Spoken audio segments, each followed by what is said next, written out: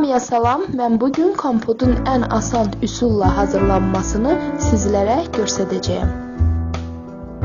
Bugün alma və armuddan istifadə etdim, amma siz sevdiyiniz meyvədən hazırlaya bilərsiniz.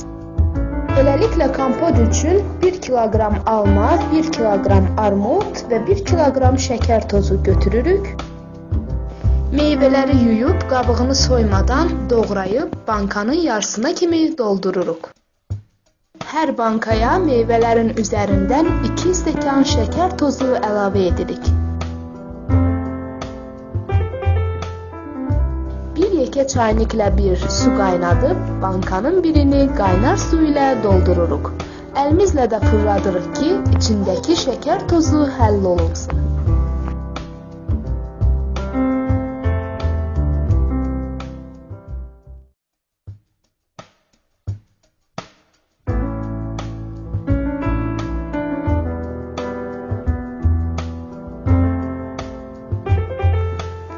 Sonra qapağı bankanın ağzına qoyub, qazdakı qaynayan suda 20 dəqiqə qaynadırıq.